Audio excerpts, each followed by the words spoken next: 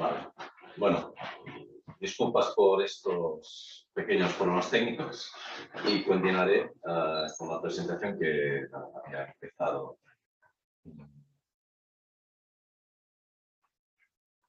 A ver si puedo volver a la de atrás.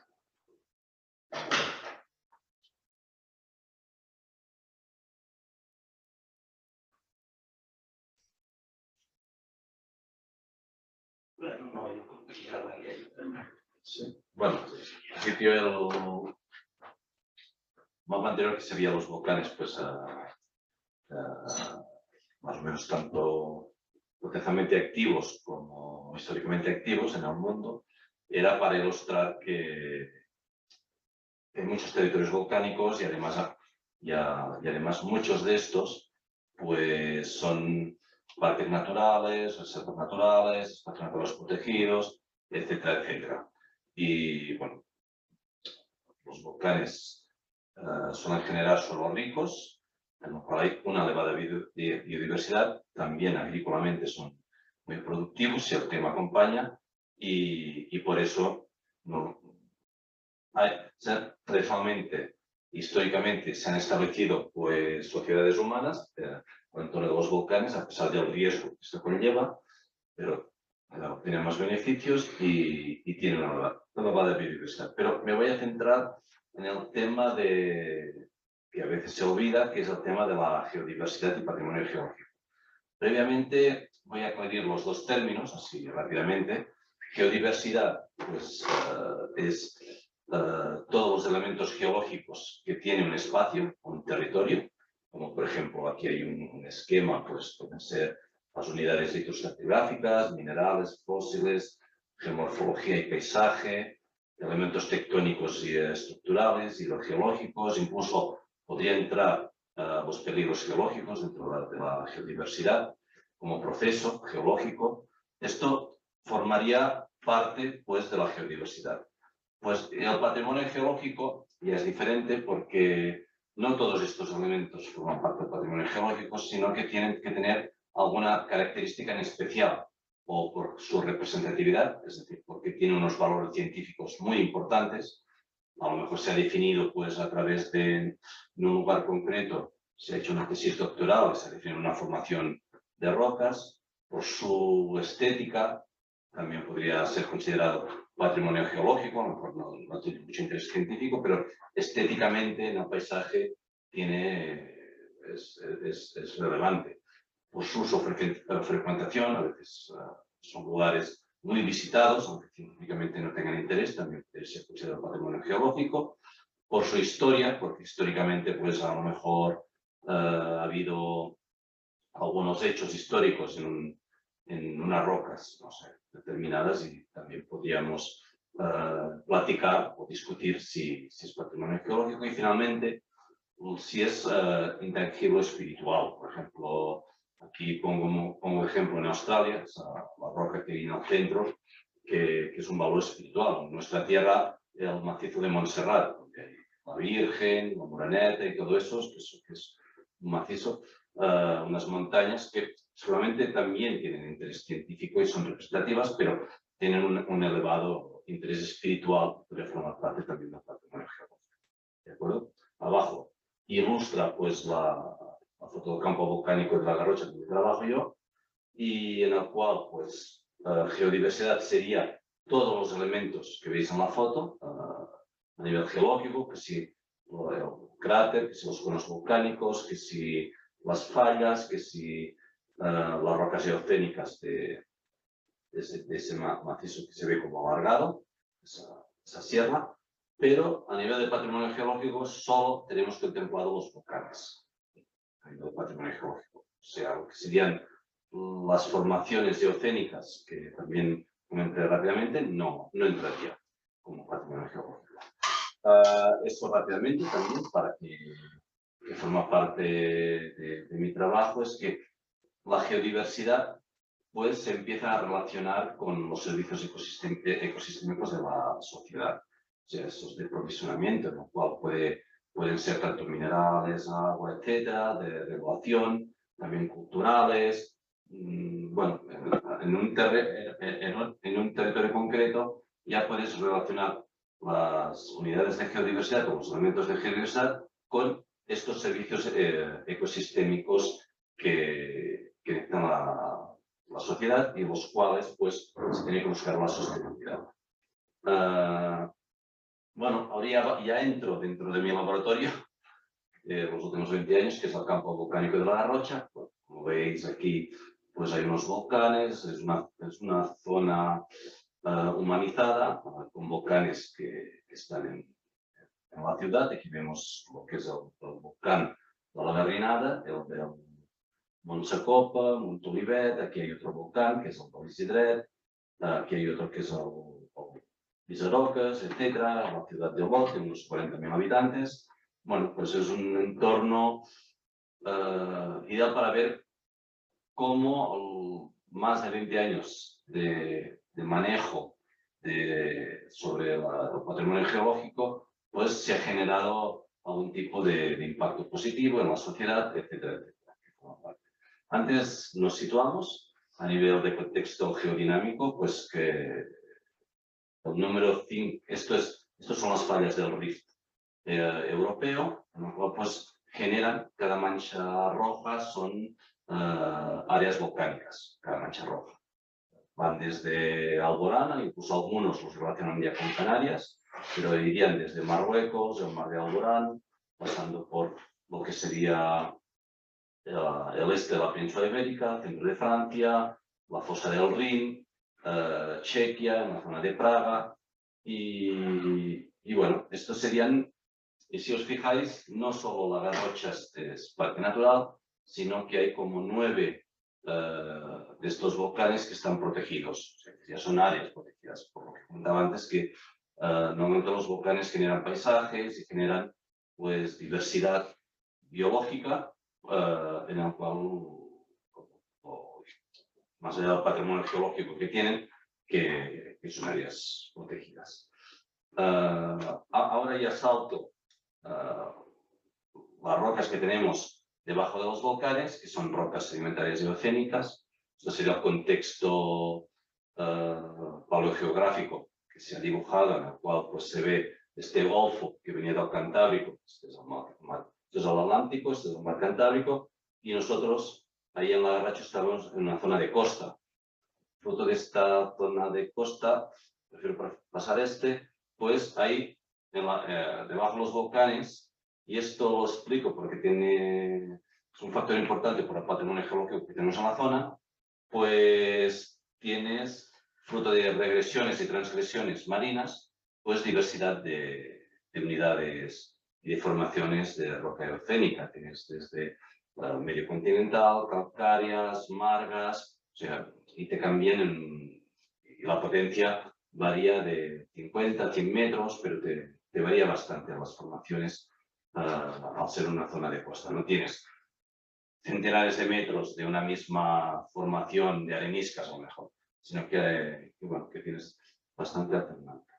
Y el otro contexto que también genera, que encontramos debajo de los volcanes, el campo volcánico, es bueno, que está bastante plegado, es la formación de los Pirineos, desde los 65 millones de años hasta los 40 millones de años, que paralelamente se sedimentaron esas rocas eocénicas, por lo cual también están plegadas. Esto es un esquema, ¿no?, de la formación de los Pirineos, que es un poco más al oeste, pero para que os situáis, los volcanes salen en este contexto de esta cuenca del país.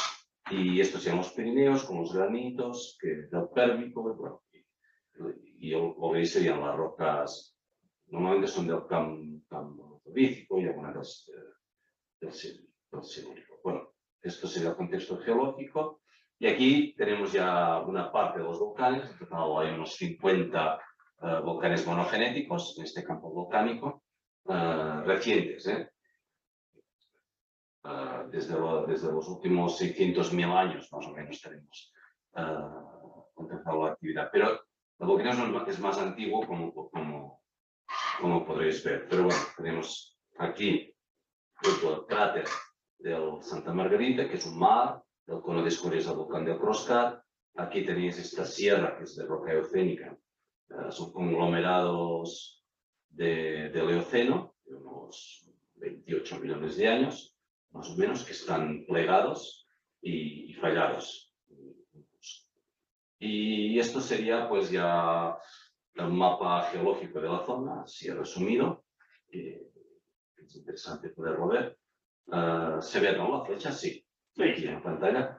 Vale, pues lo que es interesante en este mapa, bueno, lo volcánico es solo lo que sería colores azules y vilosos. Si os fijáis, pues están en esta parte central. Lo otro serían, en el fondo del valle más gris, serían sedimentos aluviales, coluviales, cuaternarios, como los volcanes. El último volcán erupcionó hace...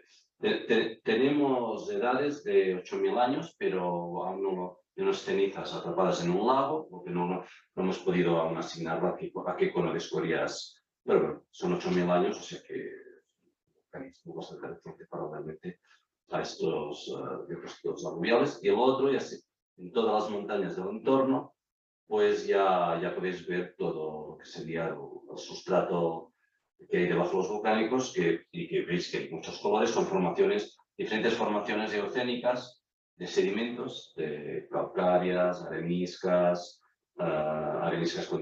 arcillas y areniscas continentales. Hay mucha variedad.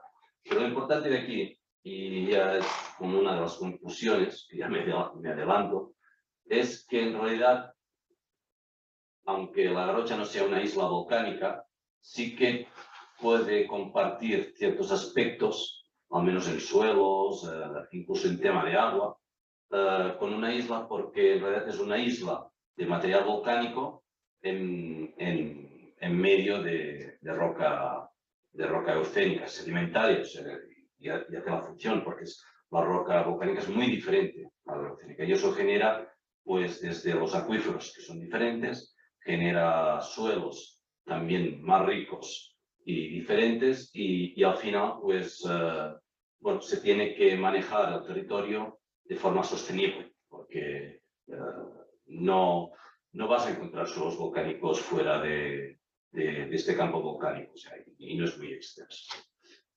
Esto sería ya un corte en esta zona del volcán de Santa Margarita y el volcán del Croscat, donde veis cómo las formaciones sedimentarias del Eoceno, en este caso es un corte sintético por plegadas, pues que al ser de litología muy diferente, pues también cuando el magma llega arriba, que ya avanza, que es una de las particularidades de geodiversidad que tenemos en la zona, pues genera actividades diferentes dependiendo de la interacción del agua que llevan esas rocas geocénicas. O sea que este factor de diferentes litologías pues determina que también tengamos mucha variedad a nivel de conos monogenéticos, no son todos iguales. A nivel de cráteres, incluso de depósitos, como veis. Ya, bueno, esta sería como la zona porque se genera volcanismos. Es después de la compresión de los Pirineos, estamos en un periodo de distensión en toda la zona, entonces este riste europeo, y en el cual, pues, esto está hecho por Claudia Lois, este esquema que vino con un proyecto del laboratorio de los Álamos, que tenéis al otro lado de la frontera, y que generó a través de esta hipótesis, y es que, bueno, tenemos una serie de fallas noroeste-sudeste que se están abriendo y están generando que haya fusión en esta zona debajo del manto litosférico, pero incluso se para debajo de la corteza, que es las últimas erupciones. Se ha visto por isótopos que se han parado y se están generando, pues, estos volcanes que cada unos cuantos miles de años hacen erupción. Seguramente ahora en investigaciones recientes parece que es por clúster, o sea que no es que cada 7.000 años asciendan magma y hagan volcán, sino que puede pasar miles y miles de años sin erupcionar, y de golpe, cuando ascienda magma, pues puedes tener a lo mejor unas cuantas erupciones cada 700, 800 años y después se vuelve a parar. ¿Qué provoca este cambio? Seguramente tiene que ver con temas tectónicos, pero eso no se sabe hoy.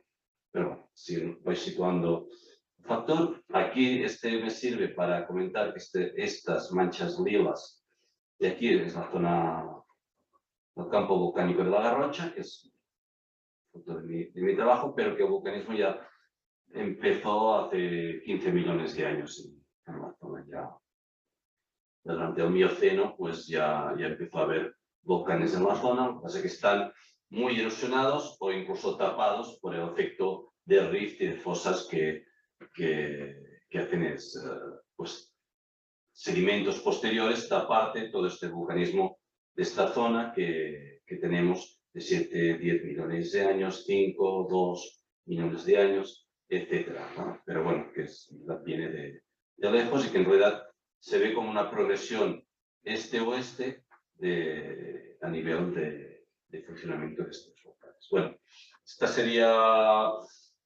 más o menos ya resumido. Las manchas lilas, pues es el vulcanismo ya como más reciente y en el cual pues, se concentra sobre todo en esta área que es el Parque Natural también. Que hemos puesto los límites verdes de este parque y si os fijáis, son como islas entre otros tipos de materiales, sobre todo eocénicos, pero bueno, más al sur tenemos también paleozoicos de materiales condolíticos. ¿De acuerdo? Esto ya lo he pasado. A nivel ya para acabar el resumen que me sirve para explicar la geodiversidad, pues en realidad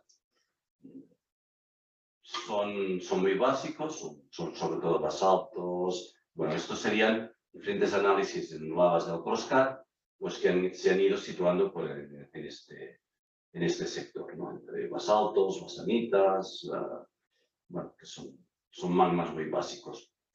Y de hecho, por ejemplo, ya entro en temas de geodiversidad.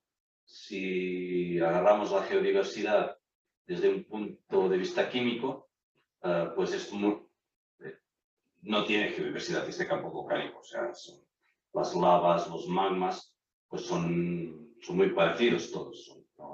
No tenemos variedad de riolitas o variedad de andesitas o variedad. O sea, sería poco geodiverso, para que lo entendamos si agarramos este criterio, ¿no?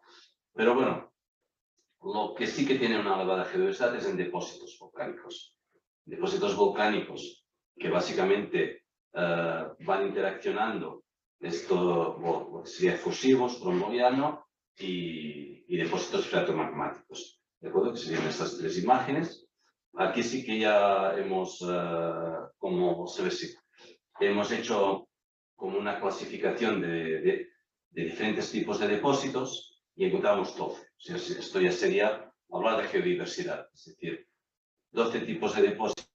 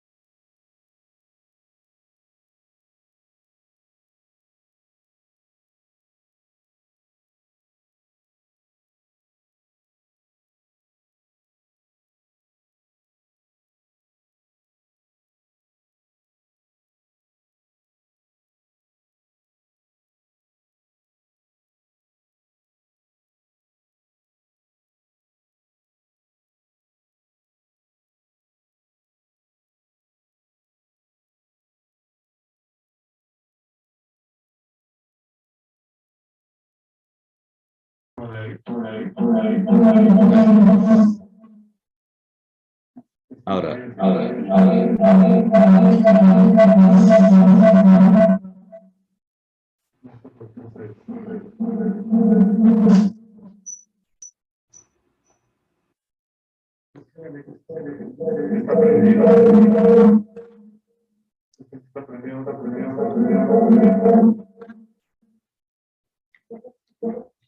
O continuamos por los aquí.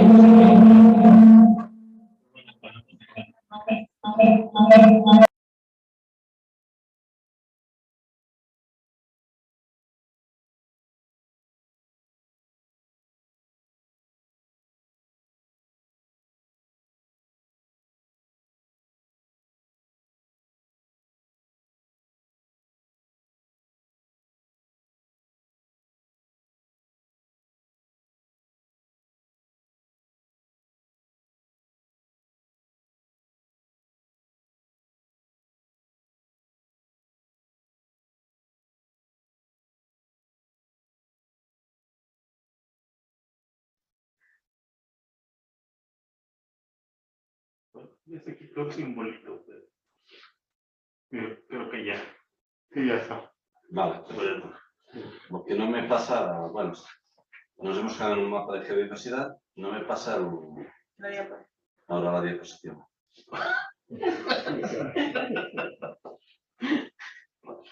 Debe ir ahí y después debe pasar.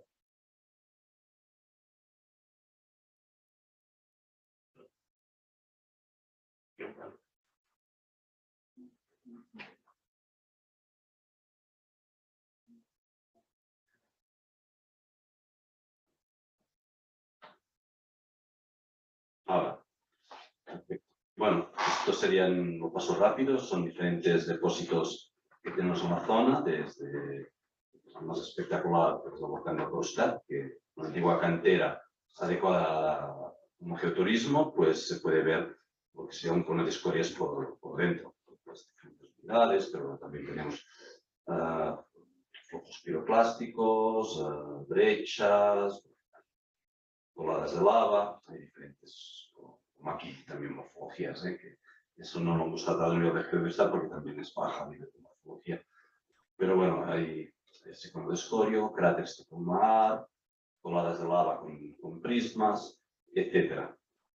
Esto sería pues también una explicación de cómo se formó, pues, porque después a nivel de patrimonio geológico ya entraríamos, hasta ahora he dicho lo que geológicamente cómo tenemos el campo volcánico de la Garrocha y ya entramos ya en patrimonio geológico, que me gusta poner esta porque ya hay un patrimonio ya geológico histórico y es porque el que estuvo ahí en el siglo XIX es Charles Lyell, uno de los padres de la geología moderna, que incluso hizo un capítulo en principios de geología, pues dedicado a la zona volcánica, al campo volcánico de la Garrocha. Y eso ya es un patrimonio también geológico, la zona ya es patrimonio geológico por el hecho de este hecho histórico que también se tiene que tener en cuenta. Pero bueno, una de las para definir el patrimonio geológico que hicimos fue hicimos como un inventario de puntos de interés geológico donde había afloramientos que serían esos depósitos anteriores, que había unos 60 o 70, y a través de criterios, de una especie como de cuestionario que intenta ser objetivo, pero siempre hay un punto de subjetividad, pues definimos 12 o 13 de interesantes, que serían estos puntos rojos que veis aquí en el mapa, y que si un visitante va a verlos todos, pues puede ver toda la geodiversidad de depósitos que tenemos en la zona. ¿De acuerdo? Esto es la tabla que hicimos, pues en el cual cruzamos estos 60 y que cruzamos también lo que sería para divulgar y conservar. Conservar desde un punto de vista relevante, sobre todo de la vulcanología, porque es el mejor lugar para ver un proceso, para ver un cono de escorias, pues sería la clase de Slotpuscat, y nos sale y el otro es para divulgar. Evidentemente, se tiene que tener en cuenta que a lo mejor un punto es muy bueno para conservar, pero muy malo para divulgar, porque puede estar al fondo de un cañón y la gente se mata para ir. O sea que, porque tienes una puntuación muy baja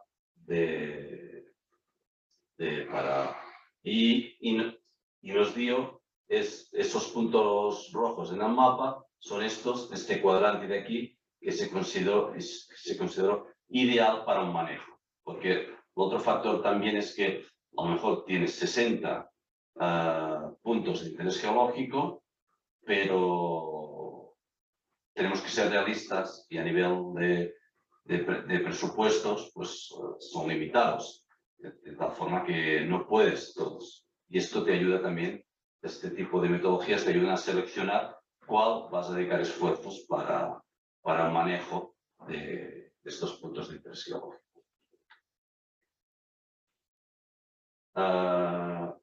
Ya entrando en patrimonio geológico, pues el otro que hicimos fue pensar un poco, ya, bueno, tenemos estos, ¿no? Pero intentemos ordenar el patrimonio geológico que tenía, ya que hay puntos de interés geológico que nos han quedado fuera, pues vamos a ver que intentar ordenarlo un poco.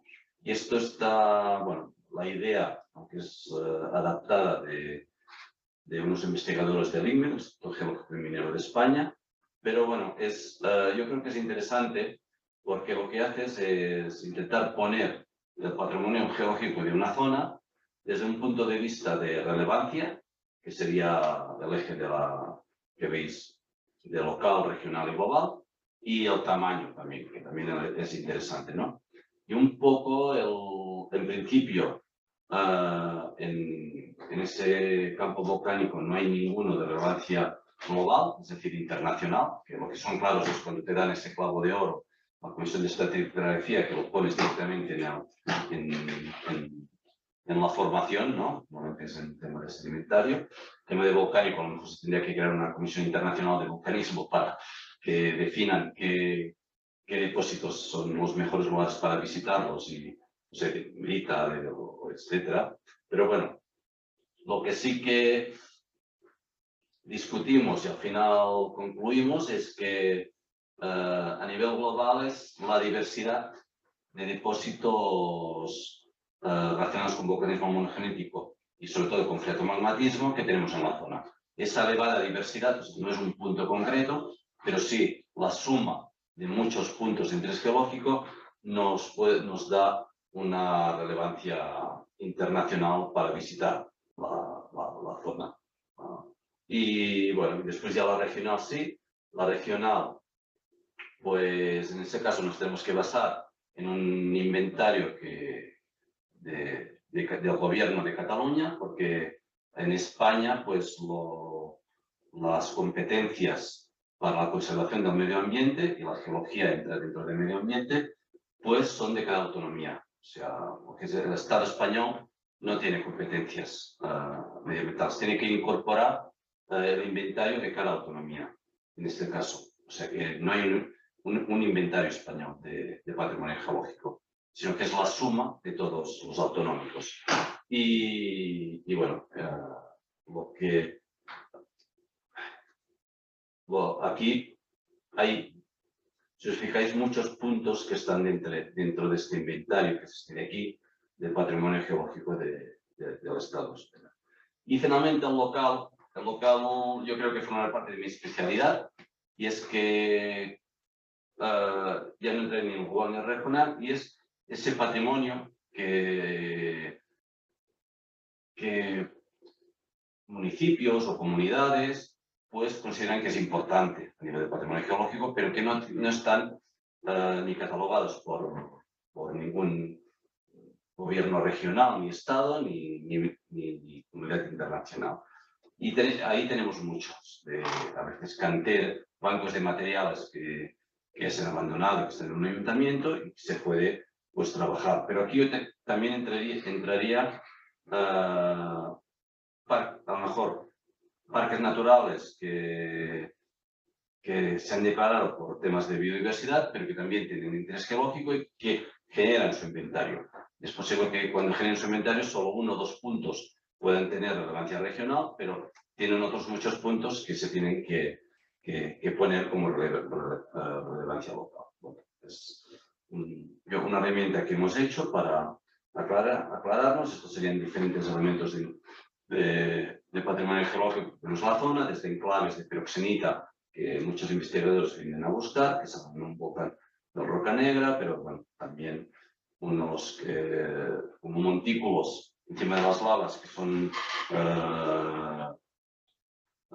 pequeñas erupciones en las lavas que se llaman roles volcaniscos, que son como volcanes desarrollados, que están definidos en Islandia, que aquí también encontramos, ya lo platicaré después, en las lavas. Voy saltando rápido. Después el patrimonio geológico, o sea, el último de aparecer, también se acompaña en un patrimonio cultural, intangible, incluso gastronómico, etcétera, etcétera, que también tenemos en la región, desde pueblos medievales a un modernismo, etcétera. Y el otro que ayuda tanto a la geodiversidad como al patrimonio geológico, pues es intentar un programa de seguimiento metódico a través de una base de datos de obras y construcciones en el campo volcánico de La Garrocha, en el cual pues puedes encontrar como este elemento que encontramos en un sondeo que hicieron y que después nos cedieron y lo hemos pasado al Museo de Ciencias de Barcelona, pues que son estas calcitas que están dentro de vesículas, de la vesiculación de las lavas, pues y que es de mucho interés y que no habían aflorado en Italia, pero en España no teníamos. Bueno, o depósitos de interés que pueden. Este programa de seguimiento incluso ha favorecido la publicación de artículos científicos. En total, estos son artículos que se han elaborado en la zona, desde el 2007 hasta el 2017, y que han tenido en cuenta pues, esta base de datos, lo llamamos afloramientos efímeros. Eso también bueno, y ha ayudado a identificar elementos de patrimonio geológico, pero también a incrementar, encontrando unas brechas en una obra, la geodiversidad. Al final, la geodiversidad de depósitos pues, también ha favorecido. Y ya salto al geoturismo, que sería otro eje importante. Me paro aquí 2 o 3 minutos, sobre todo yo creo que es importante para vender el geoturismo. Esta diapositiva sería como clave, y es un trabajo que se hizo en el campo volcánico de La Garrocha, que se incorporó en otro trabajo de parques naturales en Cataluña, y que lo he cotejado con otros que se han hecho en Estados Unidos. Y en principio, bueno, se analizó los ingresos que el hecho de declarar esta zona de geológica de interés, pues cuando la declaras en los últimos 20 años, qué rendimiento ha dado económico, o sea, tangible, al territorio. Y es eso, por cada euro que la administración ha invertido en el territorio ha ganado 9 euros. Yo creo que esto es interesante. Sería equivalente, o sea, las sociedades que se han ido creando a nivel socioeconómico, pues tiene claro que si haces una autorruta, una autovía, es para mejorar a nivel social y económico la zona. Pues la elección de un parque natural, también hay pruebas de que el hecho de declararlo, o geoparque, pues genera unos beneficios sociales y económicos. Y económicos sería esta prueba, en el cual ya... Pero este ratio 1:9 también les dio en el estudio que hicieron los parques nacionales en Estados Unidos y a nivel europeo, o sea que es bastante... será este ratio 1:9. Por eso yo creo que es importante hacer entender que invertir en la conservación del patrimonio geológico y un globo en la naturaleza en general, a veces depende de, no solo políticos, de gente que cree que es lanzar el dinero, pero no. Lo que haces es que mejore económicamente un territorio. Finalmente ya, el geoturismo es muy importante, lo explicaré después, lo que es la investigación. O sea, yo creo que no puedes hacer geoturismo si antes o en paralelo, pues hay unos buenos programas de investigación científica para explicar a los visitantes pues la geología, en este caso, que es lo que nos interesa. Y ahí, a través de convenios y proyectos europeos que hemos trabajado mucho, aunque también han habido otros centros de investigación, el Instituto de Geociencias de Barcelona, el Centro Superior de Investigaciones Científicas, hemos podido ir desarrollando pues, trabajos y publicaciones que después las transmitimos a los visitantes. Y esto genera un plus, porque los visitantes, aparte de repetir, porque ven que hay una evolución en el conocimiento de la zona, pues el hecho de que la información sea rigurosa y los guías pues se vayan reciclando, eso genera pues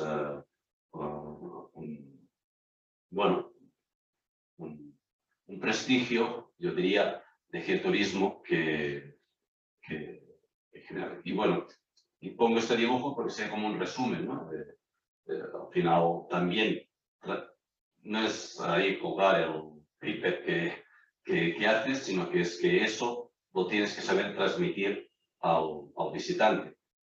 El factor más importante son los guías, porque por más aplicaciones de móvil, paneles o guías de papel que puedes hacer, nunca tienen, pues, nunca pueden sustituir a un guía, la manera de informarlo, la pasión que le ponen, la entonación, etcétera, etcétera.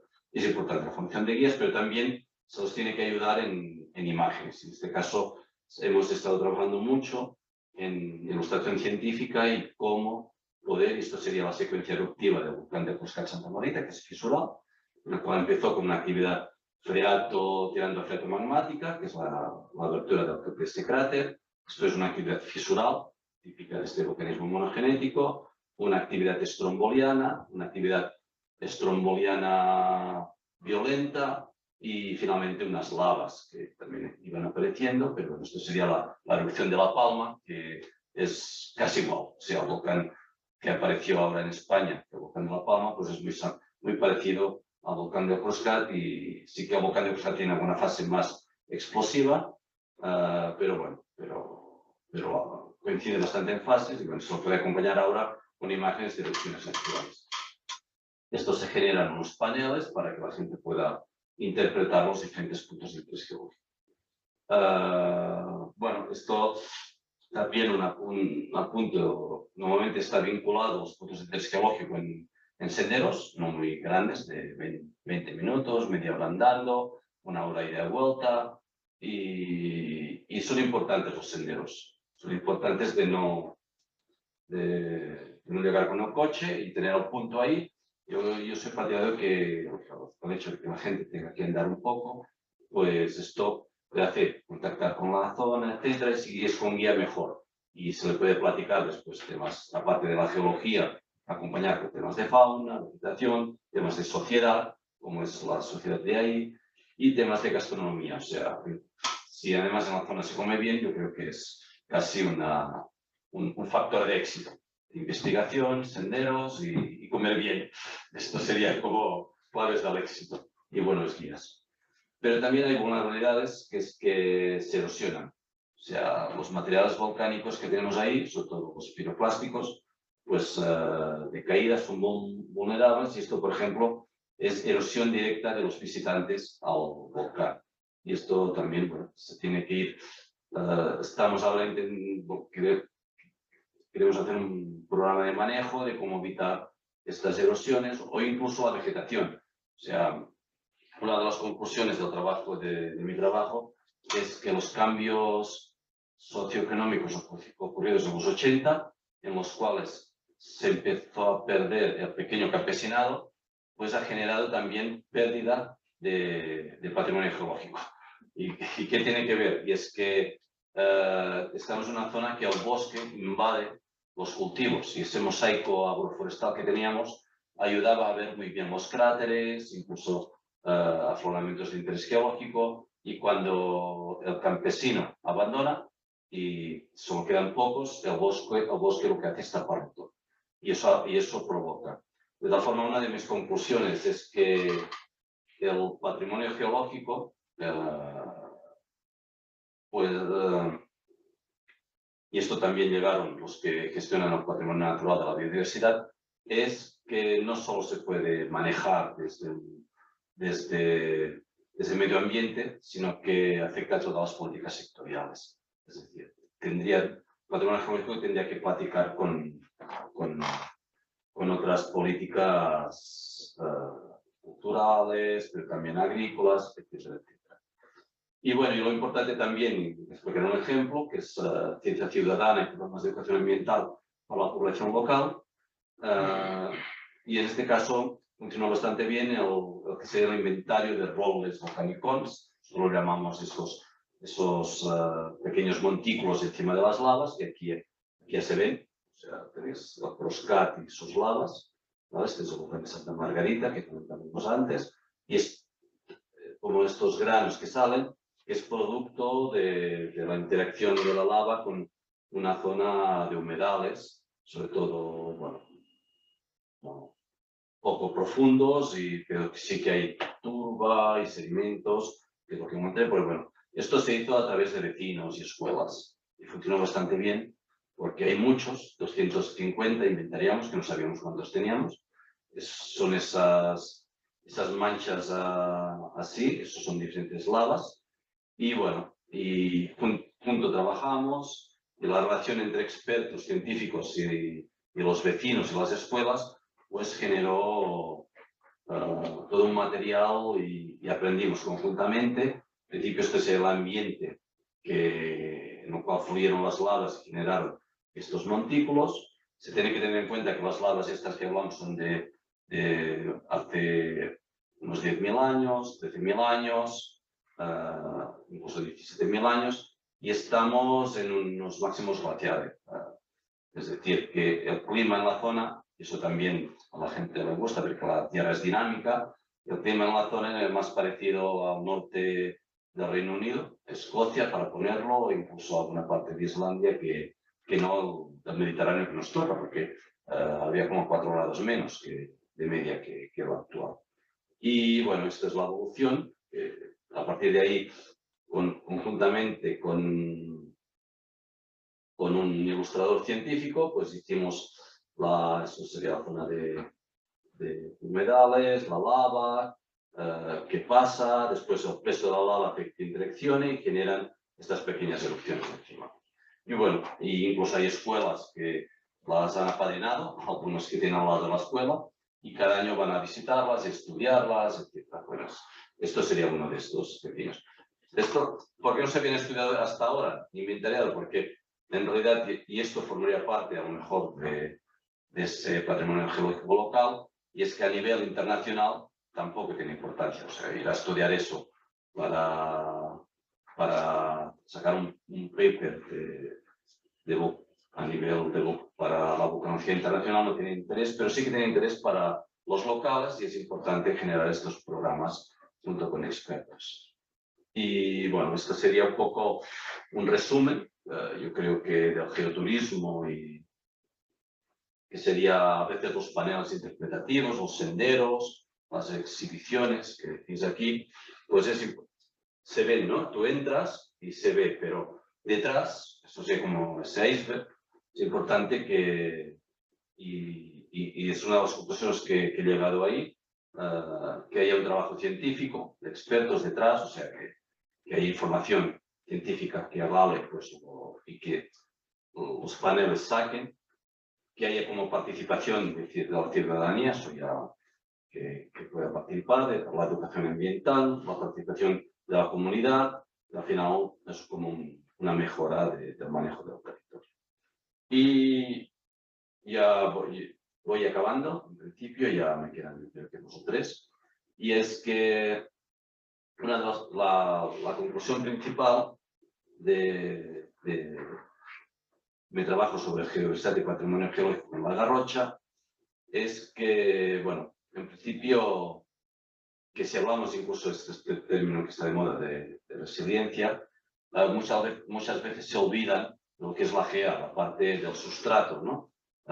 Siempre, y pondré un ejemplo, después empiezan por lo que serían la biodiversidad, la naturaleza, que tiene que ser sostenible, pero bueno, también se tiene que empezar por debajo, porque al final, incluso en la Garrocha, pues, por ejemplo, el sustrato volcánico es limitado. O sea, ahí convivimos con unos límites, como el planeta también tiene unos límites. Yo creo que es un ejemplo también de resiliencia, que es que si agotamos los suelos volcánicos de ahí en la Garrocha, pues en el entorno ya no hay más de suelos volcánicos, porque los volcanes son como una isla en medio de rocas ercénicas, y en agua también.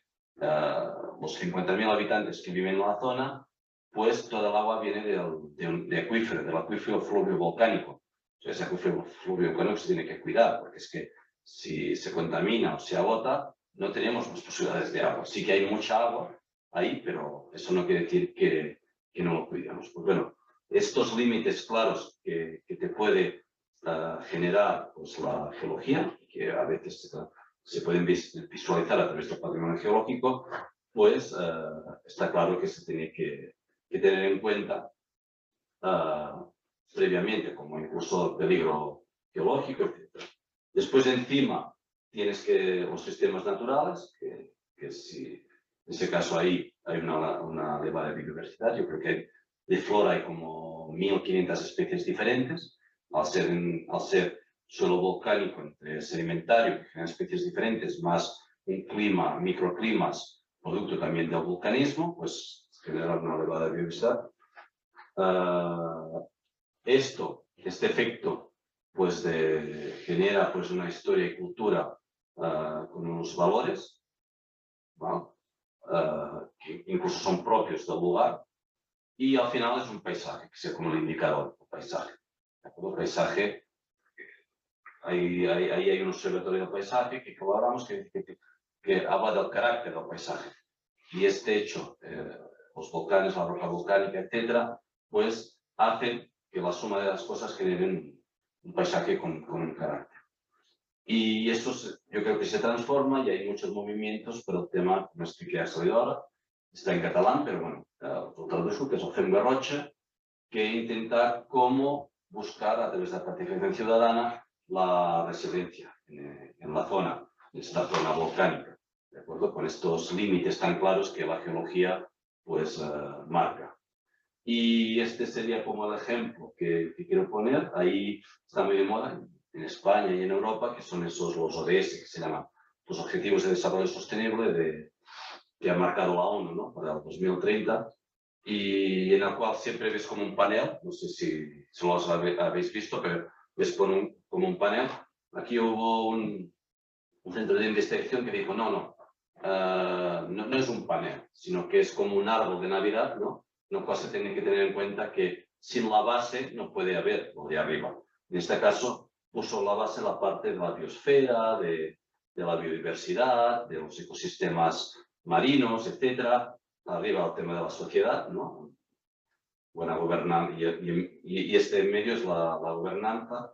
Pero bueno, yo lo que propongo, un poco como conclusión a través de este laboratorio que tengo de patrimonio que he hecho en la zona sobre patrimonio y geodiversidad, es que se olvidaron de la geodiversidad, que estaría la base de todo. O sea que sin conocer la geodiversidad, sin conservar el patrimonio geológico, pues lo de arriba tampoco marcha. Y lo he puesto inclinado porque la geodiversidad, la geología pocas veces es plana, sino que tienes tus pliegues, tienes tus montañas.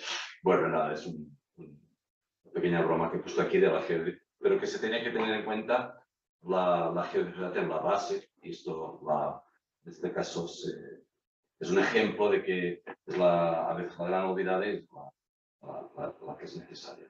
Y en principio he acabado la plática. Muchas gracias por la atención, a pesar de los problemas técnicos. Espero que se haya comprendido. He intentado hacer resumen, pero sí que por cualquier tema de estos, bueno, el doctor Gerardo tiene mi contacto y no tengo ningún problema en platicar sobre este tema, porque llevo muchos años trabajando y sí que bueno, ahora está ya depositada, pero me ha hecho reflexionar sobre todo este tema una tesis doctoral. O sea, decidí, después de trabajar muchos años no hacer una tesis doctoral de joven, soy ya un poco más viejete, pero sí que me ha servido para reflexionar, ordenar todos mis datos y sacar estas conclusiones que os he estado comentando. Muy bien, gracias.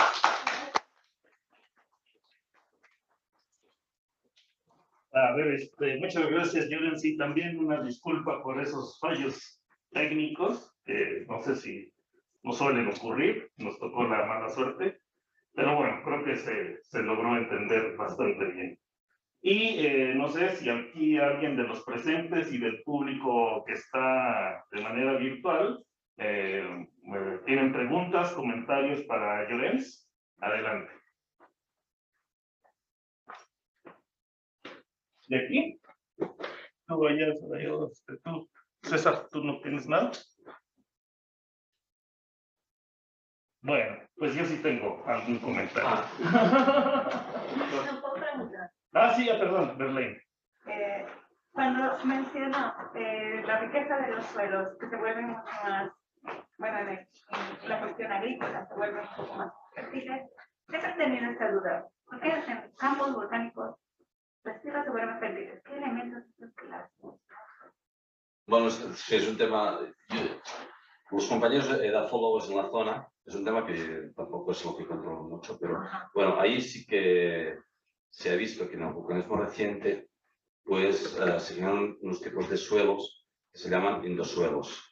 Y estos endosuelos, pues a nivel de porosidad, a nivel de, bueno, de humedad ecológica, etcétera, son muy ricos, son equivalentes a suelos, incluso que también son muy ricos en zonas de delta. El río lo que hace es ir aportando nutrientes, pues sería algo parecido. Pues en los volcanes más viejos ya pierden esta textura, también hay más minerales, esta riqueza. Y esto, bueno, esto genera que si acompaña el clima y llueve, pues que esta textura de arcillas, que las cenizas se transforman en arcillas, estos endosuelos, pues, no sé, para poner un ejemplo, pues los campesinos que tienen prados en suelos volcánicos, pues también retienen más la humedad, aparte de la riqueza de minerales y la textura, de tal forma que provoca que los pastos se mantengan más tiempo en sequía. Y incluso una dulzura, o sea, aquí también es famoso, por ejemplo, aparte de como una judía blanca pequeña, ¿vale? Un frijol blanco y pequeño, también tema de cebolla que es muy dulce y pastos, pero bueno, mis abuelos eran campesinos y eran de aquí, de una zona de un altiplano basáltico, de coladas de lava, y siempre me comentaron la misma anécdota, que una vez se vendieron una vaca y se la vendieron a un campesino de al lado, pero que no tenía suelo volcánico. Y se ve que se la devolvieron antes de morirse, porque no quería comer esa hierba. O sea, se había acostumbrado a comer hierba de suelos volcánicos y no quería comer la hierba en suelos de roca sedimentaria. Y quedó flaca, y al final dice, mira, lo devuelvo antes de que se muera. Pues eso, bueno, no sé si te he contestado, pero ya a nivel químico ya me tendría que coger los apuntes, bueno, agarrar los apuntes de mis compañeros edafólogos y... ¿Alguna más? Sí. Yo tenía duda con respecto a cómo se maneja conciliar un poco la biodiversidad con la geodiversidad, porque como comentó, había algunas ocasiones en las que tenían objetivos que chocaban un poco, por ejemplo lo del bosque. Siento que a la biodiversidad se le da más prioridad actualmente, entonces ¿cómo tratar de conciliar esos dos objetivos? No sé si... Sí, aquí hubo como disputa, pero al final, por suerte, hemos ganado los de la geodiversidad. O sea, incluso el técnico que gestiona el patrimonio natural de todo parque natural es biólogo. Pero al final ha entendido que la geodiversidad significa también intervenciones directamente sobre la tala de ecosistemas y así, pero y al final también nos ha ayudado un informe de la Comisión Europea que decía que la pérdida del mosaico agroforestal típico de esta zona de Europa también significaba una pérdida de biodiversidad. O sea, si tú lo que haces es solo centrar en grandes bosques y grandes cultivos, al final vas a tener especies de grandes bosques y grandes cultivos. Lo mejor es esta alternancia de bosques, prados, y aquí es donde yo les comento, pues bueno, pues para mejorar la geodiversidad, intentar mantener prados en los cráteres o en zonas de interés geológico que se ven pliegues, etcétera, etcétera. Y bueno, yo creo que al final se pueden unir las dos, a no ser que haya una especie endémica ahí, que claro, después sí que ya lo tenemos difícil, los de patrimonio geológico. ¿Sí? ¿Alguien más? Sí. No hay por ahí, ¿verdad?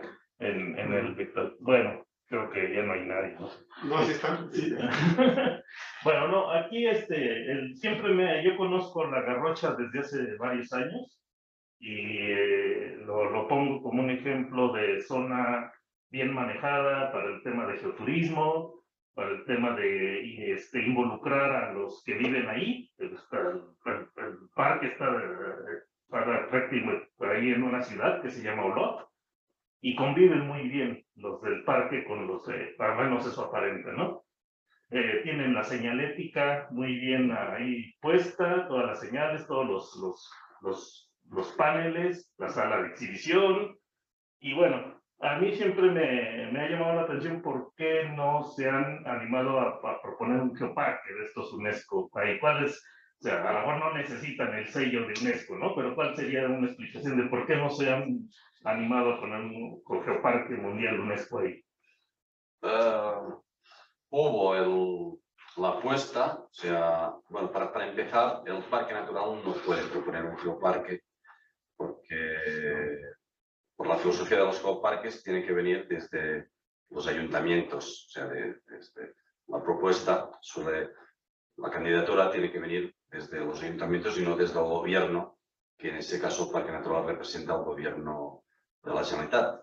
Sería como aquí el Estado de Cataluña, pues que tiene un gobierno, pues sería, y no puede promoverlo, pero sí que hubo como una propuesta de intentar hacer una candidatura que pedían como 80.000 euros para el dossier de candidatura a una empresa vinculada a la Universidad Autónoma de Barcelona. Pero también, al menos es mi opinión, yo creo que la otra es, si interesa estar en la red de geoparques, bueno, sí que interesa, pero claro, los objetivos principales de los geoparques, aparte de conservar el patrimonio geológico, es desarrollar pues zonas deprimidas social y económicamente, pues que a través de la geología se pueden desarrollar. Lo que decía antes, si inviertes, pues... Y eso ya, la función esa la hace el Parque Natural por completo, incluso ya lleva años haciéndolo, de tal forma que básicamente sería hacer geoparque para entrar en la red de geoparques. Y tengo mis dudas, pero no sé si eso es necesario o no. Mi propuesta, pero después, bueno, también al final los ayuntamientos no querían pagar los 80.000 euros, porque además, cuando les explicas que tampoco se trata de engañar a la gente, y les explicas que desarrollo socioeconómico ya lo está cumpliendo el Parque Natural, nos dicen, pues no nos vamos a gastar 80.000 euros para estar en una red de geoparques y que vaya uno ahí a la red. Dice, porque, claro, pues tienes que vender que el geoparque va a ayudar económicamente y socialmente a su municipio, y esto ya lo tienen cubierto. De tal forma que mi propuesta era que sí que se han quedado como volcanes monogenéticos fuera del Parque Natural, intentar hacer un geoparque de aparte del Parque Natural, como aquí, que por ejemplo hay el Parque Nacional, ¿no? Que queréis incorporar el geoparque, más extenso. O sea, de incorporar, hay un volcán que se llama la Cosa San Dalmai, otro que es el Canadadi. Puedes pensar, intentar crear un geoparque ampliado, Esa es mi propuesta. Después sí que yo lo veía bien un geoparque así, de esta forma. Muy bien. Muy bien. Bueno, pues, Hay una pregunta aquí, ¿no? a ver, una pregunta ahí del público a distancia. Vale. ¿Quién le da? Sí, por favor, yo. Ok, es de Amiel Nieto y dice, ¿cómo podríamos integrar el tema del geopatrimonio en las legislaciones y reglamentos existentes en cada país? Sí, yo creo que cada país yo hablo en el caso de cómo estamos haciendo lobby, de cierta manera, de los geólogos en lo que sería en España, ¿vale? Ahí se intenta a través de hay una ley que es la Ley de Biodiversidad y Patrimonio Natural, ¿vale? Y que cada autonomía genera, y también hay una estatal de toda España para las autonomías que no la tengan, a menos que exista. Y pues en esta ley sobre biodiversidad y patrimonio natural incorporar la geodiversidad, porque al final también puede formar parte del patrimonio natural. Incluso se está intentando decir que sea ley de biodiversidad y geodiversidad, en lo cual después ya incorporas en esa ley. Y también se hizo la estrategia de conservación de la biodiversidad y el patrimonio natural de Cataluña y pudimos incluir temas de geodiversidad. Yo creo que es a través de estas leyes que ya se están regulando a nivel de biodiversidad, ir haciendo pedagogía de incluir pues, artículos que hagan referencia a la geodiversidad. Pueden abrir su micrófono si quieren dialogar con él. No, creo que ya, si ya no hay más preguntas, pues ya lo dejamos ahí. ¿Verdad? Bueno, Llorena, pues gracias por la charla. Y bueno, muy interesante para mí, por supuesto, espero que para todos los demás también, ¿no? Y aquí en México, pues estamos, digamos que tenemos mucho por hacer en ese camino que ustedes ya llevan ahí varios años, ¿verdad? Y en Europa en general. Entonces, pero aquí vamos poco a poquito, ¿verdad? Bien, gracias y gracias a todos por estar aquí y a los que no se fueron ahí de virtuales después de los problemas que hubo. Gracias. Muchas gracias por la